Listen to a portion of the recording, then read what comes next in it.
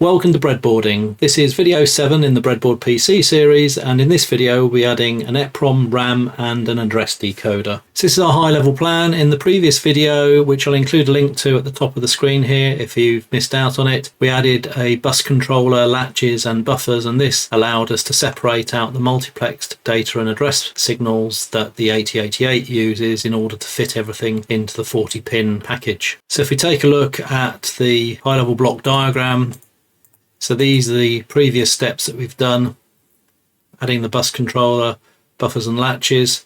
And what we're going to be doing in this video is adding an address decoder, which is going to look at some of the higher address lines and is then going to provide chip enable signals for the read-only memory and also for the RAM. So we do need to decide the memory map for the address decoder.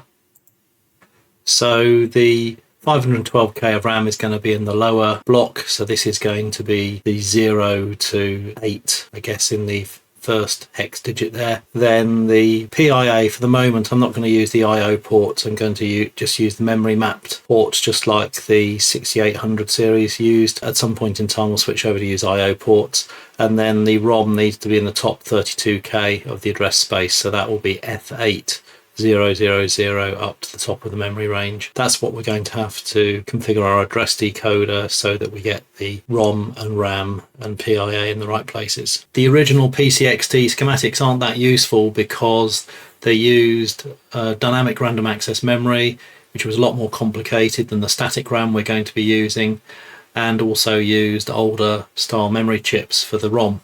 So what we're going to be doing is using the design from the XI8088, so that's Sergey's design that I referenced in the high level plan video. So this is the extract of that schematic of the memory, and we're going to be using the same chip for the main system memory. So we're only going to be using one 512k RAM chip initially. The second one that Sergey used was arranged with 128k in the top half of the memory, so that was to give us the full 640k RAM, and then also allowed a certain amount to be allocated into some of the upper memory area.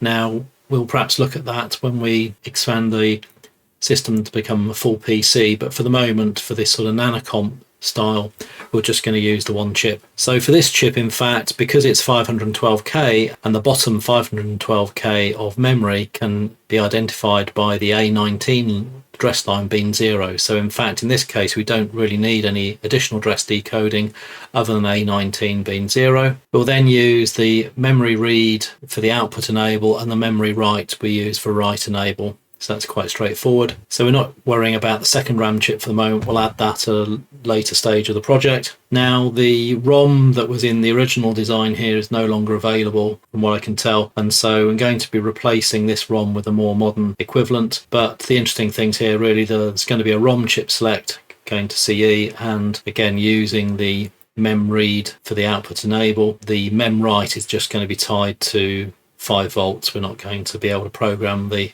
chip in circuit. So this was going to be replaced by a modern AT28256. So this is a 32k by 8 chip, and it's got very similar pin layout to the other chips we're using here. So this is similar to the ones I've been using earlier on in the project. So let's take a look at the KiCad schematic, which I've updated with the details here, and I've also added an address decoder in there.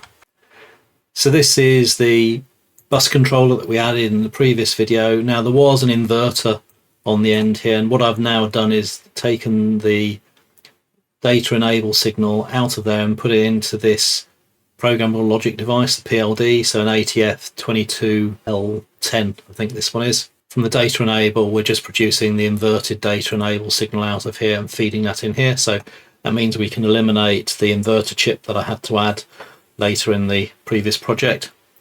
Now I've also taken the opportunity to add the reset, the positive reset signal coming into here, and I've also created a active low reset signal. We'll be needing that a little bit later in the next couple of videos, so I thought I'd add it in here.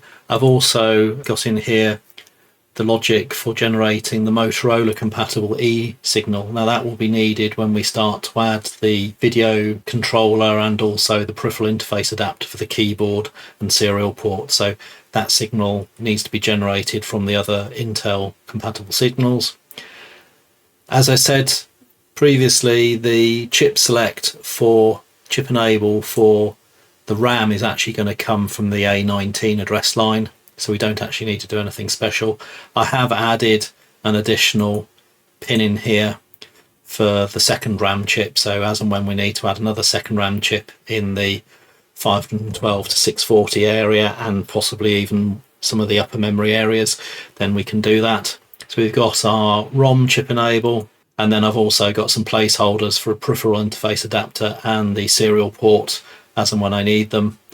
And then we've just got the address lines coming in here, and I've also included the memory write and memory read signals. Those will be needed to generate the E signal. So I'll look at the configuration of the programmable logic device in a minute, but let's just have a look over at these two chips. So what we're going to be doing is using the bus power rails as an address and a data bus. So I'll be including the address bus is going to go at the top of the board. I'm going to put these two chips on a breadboard between the two power rails, similar to what I did in the Nanocomp 6809 project. And then we're going to have the data bus coming below here, along with some of the control signals that we need. And then that should hopefully mean that wiring in these things should be a bit more straightforward. Okay, so what we're going to do in a minute is to look at programming the programmable logic device, and then we'll also test that as well to make sure that it's working okay before we put it in the circuit. And then we'll add our chips and our buses to the breadboard. To test this, what I'm going to do is to write a small program that will just sit at the top of the EPROM, and all this is going to do is to write sequential bytes starting at 0 up to 255 and just repeat that across the whole memory area, and then I'll get it just to read those numbers back again. And what that should allow us to do is to, with the logic analyzer on the address and data bus, we should be able to see the data being sent to the RAM, and then when it's being read back, check that all the data's being read back. So this is the PLD file that we've got for this address decoder, and you can see here with the pin map we've got the top 8 address lines going in, the memory read, memory write, the data enable and the reset signal coming in, and an outer coming the various chip enables. In fact, the RAM chip enable, we can just use the A19 line, so when that's low the main RAM will be enabled. The E signal is the clock signal needed for the 6800 series chips, and we're generating that. Then down the bottom here we can see these are the rules that we've defined for doing these and the various chip enable. Okay, so in order to program this, I'm just going to copy the file path to the clipboard. So WinCUPL is the utility provided by Atmel for doing this. It's very old and very buggy.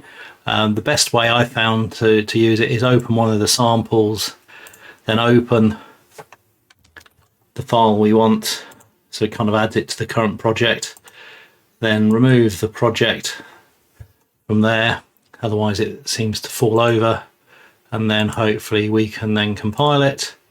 Compilation successful. If it fails, quite often it will just crash out of the program. So if people are interested in a bit more on programming these things, then I could do a separate video on this. So if anyone's interested, just leave some comments and I'll look at doing a video on what I've found about using PLDs. So then we need to program it. So we set our XG Pro programmer to the ATF22V, and if we just put this in the programmer, so this is a fairly standard, the TL8662 Pro, I think.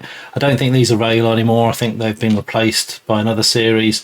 I do have the higher end T56, which is able to do some chips that this one's not able to do.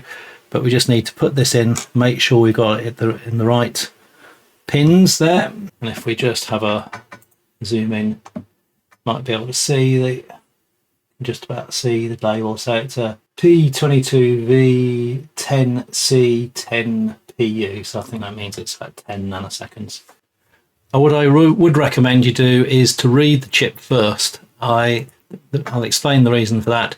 If you read the chip and it's in properly, it should all come back okay. If you try and write the chip and you happen to missed a pin, put a pin one too far down, then putting the programming voltage on one of the normal pins is enough to blow it. And I have destroyed one or two of these in the past by not being careful and putting it into the programmer. So always try and read the chip first before you program it, then at least if you put it in wrong, you'll get a warning before you fry it. So now we're going to load the GED file.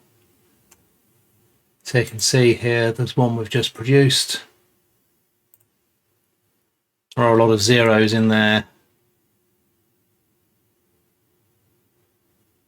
There are some ones and things, so okay, so that might be maybe okay.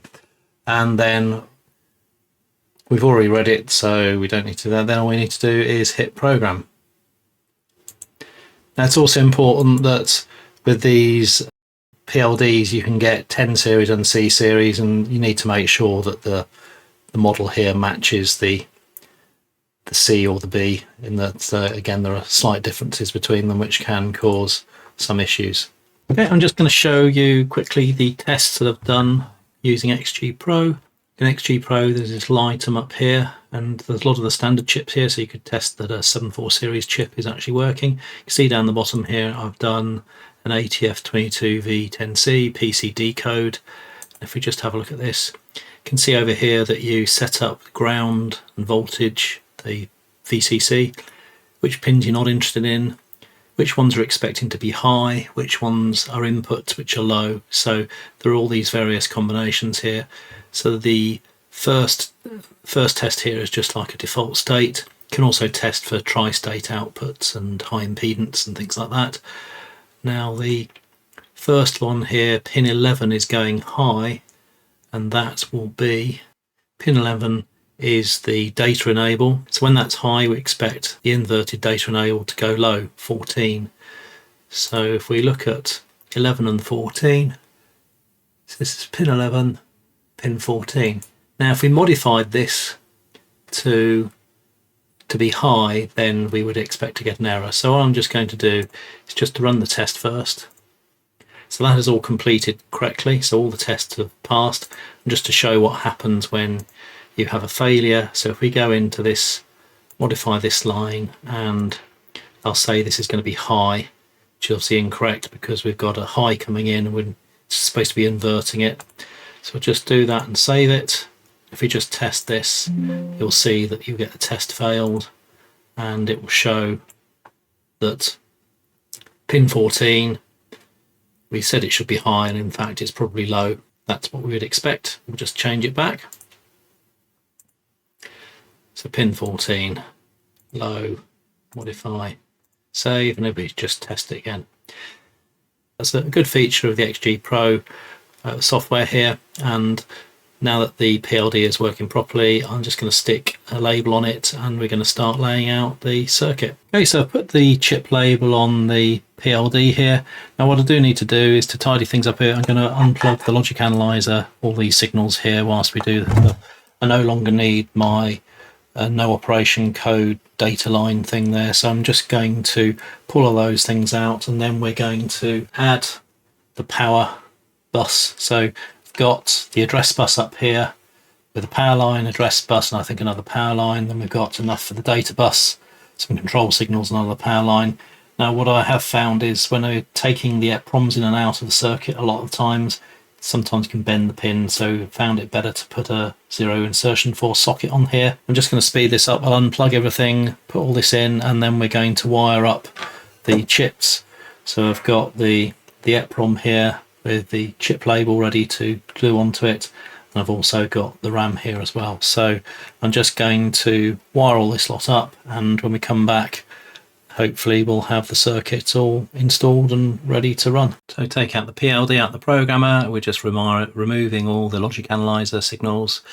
Now we're just going to replace the inverter with the PLD here, wiring the power, put in the reset lines, and the data enable just going in there, then the memory read, memory write. Then we also just need to do the clock Okay, I've put on the chip labels onto these chips. I've also found out that this serial insertion for socket, when you put the clamp down, then the pins just became a little bit too short. So what I have done is soldered these sort of 0.1 inch connectors on the bottom there. I have gone through and checked that there's no shorts, and also that the pins are connected with a meter, so that's all good. What I've also done is on the power strip on the left hand side here, I did actually chop off the little plastic lugs there so that the boards can fit together more neatly. I've also printed out some labels just so I can label the buses and things, so less likely to make mistakes. I've also made a couple of the sort of equivalent of these little power distribution bars. Now the advantage of this is that by putting these in here, so it ties the buses together, means it also keeps the two boards together a lot more securely than if I was using just cables. Okay, so what I've also done is made up a load of cables. So I've made up cables to go from the data bus down to here, the address bus over to here, and all that's really been doing is taking the DuPont cables and putting an 8-way connector or 10-way connector on one end, and then just leave these as loose. So that'll just make plugging things in a bit quicker.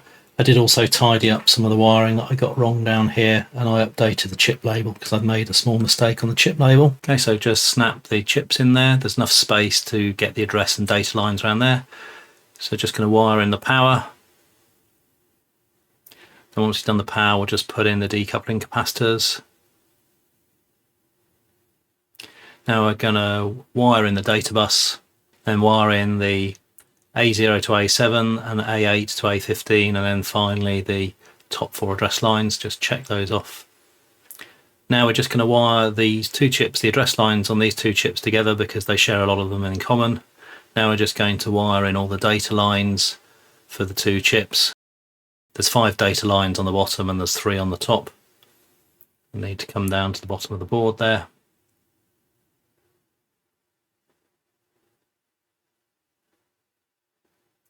Now we need to get the control signals, so we need to take the memory read and memory write signals round from the input to the PLD and put them onto the bus there, and then we'll take the reset and the E signals.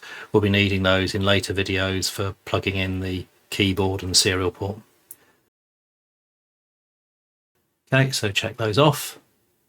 So now we're going to do the chip enables, write enables and output enables. So the write enable going in there, the output enable, the ROM chip enable, and the chip enable for the RAM is going to come from the A19 signal.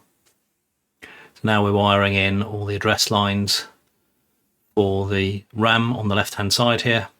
And once we've done the ones coming from the bottom side of the RAM chip up to the bus there, we're then going to wire in a lot of those lines, then going to come across to the bottom of the EPROM on the right there. So we avoid having to put these cables going up onto the bus area. Fortunately, all these chips have very similar address pin layouts. And then this is the chip enable going to A19. And then you're just wiring across the shared address lines there.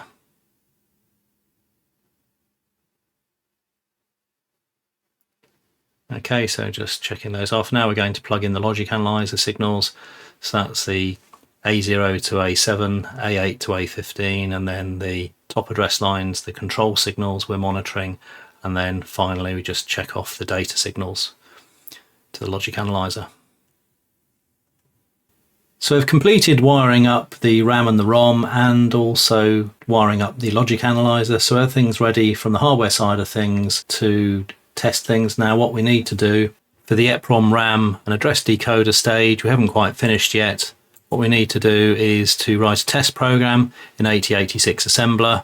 Then we're going to burn that to EPROM and test running the program in ROM, and that is then going to write data to the RAM and then read it. So we'll be able to check all that with the logic analyzer. So if you don't want to miss out on future videos, please hit subscribe, and if you found the content interesting, please hit like. It just helps to make the videos available to a wider number of people.